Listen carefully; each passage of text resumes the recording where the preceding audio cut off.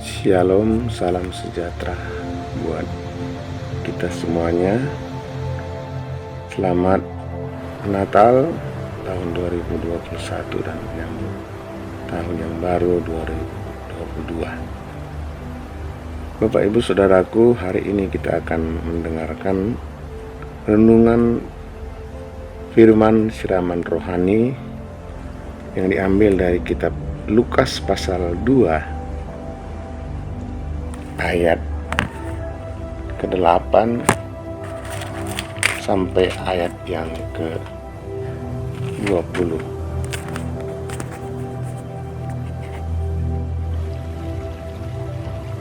Di sini diceritakan bagaimana tentang kelahiran Tuhan yang diberitakan oleh para malaikat kepada para gembala-gembala pada saat itu.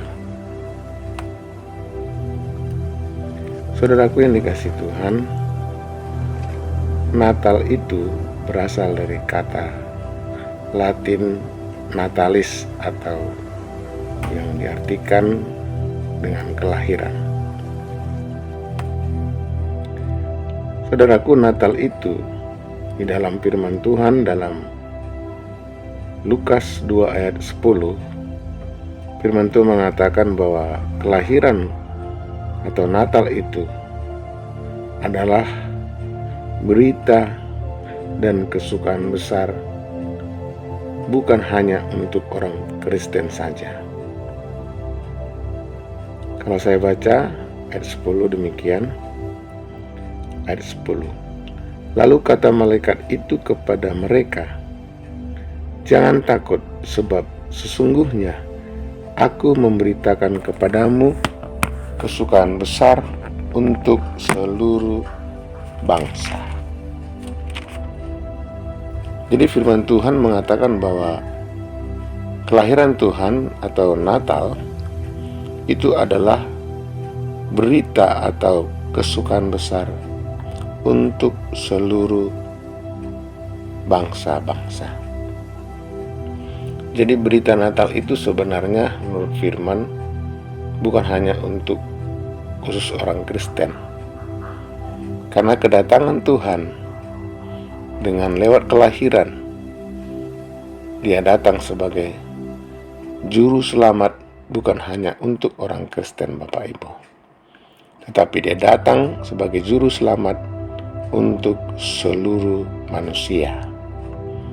Maka dalam Yohanes 3 ayat 16 firman Tuhan berkata, "Karena begitu besar kasih Tuhan akan dunia ini, sehingga Ia mengaruniakan anaknya yang tunggal, agar semua manusia, seluruh bangsa dapat diselamatkan." Ini yang pertama. Kita harus ingat bahwa sebenarnya Natal itu harus diberitakan bahwa itu adalah hari kesukaan besar yang harus diingat untuk seluruh bangsa. Dan poin yang kedua, saudaraku, Natal itu sebenarnya bukan hal yang biasa-biasa saja. Mengapa? Karena kalau kita melihat dalam Lukas 2 ayat yang ke-13, ketika Tuhan lahir ke dunia, Dia datang ke dunia, para malaikat dan sejumlah besar tentara surga ikut turun untuk menyambut kelahiran Raja yang mulia itu. Saya baca Lukas 2 ayat 13. "Dan tiba-tiba tampaklah bersama-sama dengan malaikat itu sejumlah besar bala tentara surga yang memuji Tuhan, katanya, 'Kemuliaan bagi Tuhan di tempat yang maha tinggi, dan damai sejahtera di bumi di antara manusia yang berkenan kepadanya.'" Jadi Natal itu adalah suatu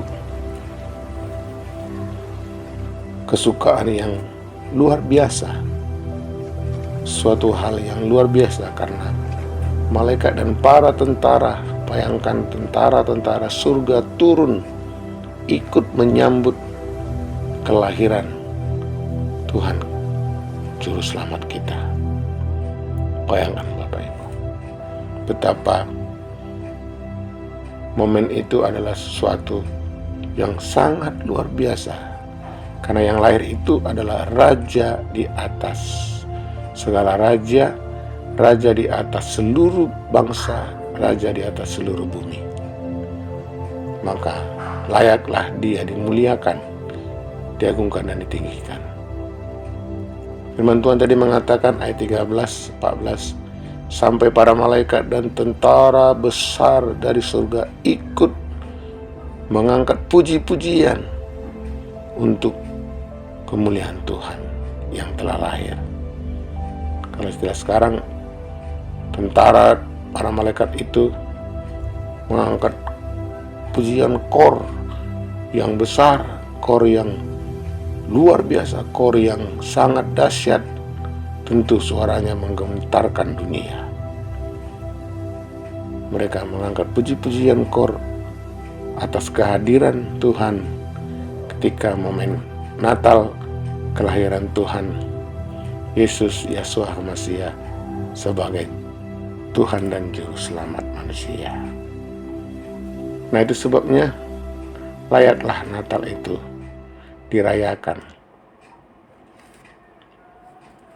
Ada banyak juga terjadi perdebatan tentang Natal. Ada yang katakan bahwa tanggal 25 Desember adalah hari raya Dewa Matahari menurut sejarah katanya. Tetapi ketika orang Kristen, ketika kita merayakan Natal, tanggal 25 Desember adalah bukan untuk merayakan Dewa Matahari itu. Contoh, banyak juga orang yang juga sudah merayakan hari Sabat atau hari ke-7, kalau di Indonesia hari Sabtu. Contoh, seandainya mereka merayakan ibadah atau Sabat hari Sabtu, dan ada juga agama lain yang Tuhannya berbeda merayakan ibadah itu juga hari Sabat atau hari Sabtu. Apakah itu sama? Tentu tidak.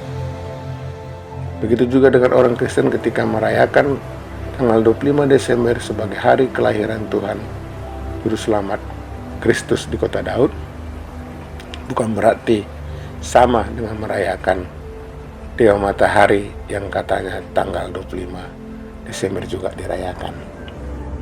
Sebab di gereja itu tidak ada pujian, penyembahan, pengagungan yang dikeluarkan untuk Dewa Matahari, tetapi semua untuk kemuliaan Tuhan Kristus Juru Selamat, Yesus Yeshua Masiah, Tuhan kita. Itu sebabnya momen Natal itu adalah suatu momen yang sangat luar biasa. Kesukaan besar yang dicurahkan ialah pada saat suasana Natal dan menyambut tahun yang baru 2022 ini, dalam nikah keluarga kita juga turun kesukaan besar, di mana kita juga ikut merayakan suasana rohani Natal, yaitu Tuhan yang lahir di hati, di nikah keluarga kita, dengan tanda ada kesukaan besar, sukacita surga, damai sejahtera surga antara suami dan istri, anak orang tua dan saudara, dan seluruhnya di dalam kehidupan kita, sehingga kita percaya kalau ada sakit penyakit pasti disembuhkan. Kalau ada masalah, Tuhan akan menolong dan pasti akan memberkati kehidupan kita dalam suasana Natal dan tahun baru ini. Tuhan akan limpahkan berkat-berkat-Nya ke rohani, kesehatan, dan segala kebutuhan yang kita butuhkan. Sekalipun kita tinggal di masa pandemi yang sudah semakin sukar ini, tapi ini Tuhan hadir, tidak hanya di kandang domba 2000 tahun lalu, tapi juga Tuhan hadir di dalam nikah, keluarga kita, di dalam pekerjaan saudara, dalam hati kita. Tentu kalau Tuhan sudah hadir, maka Tuhan Maha Kuasa sanggup memulihkan, sanggup menolong dan memberkati kita semuanya. Sehingga kita bisa menyambut tahun 2022 dengan sukacita dan berkat yang berlimpah dan pemulihan yang sempurna dari Tuhan kita, Juru Selamat kita. Tetap semangat saudaraku, tetap bersukacita.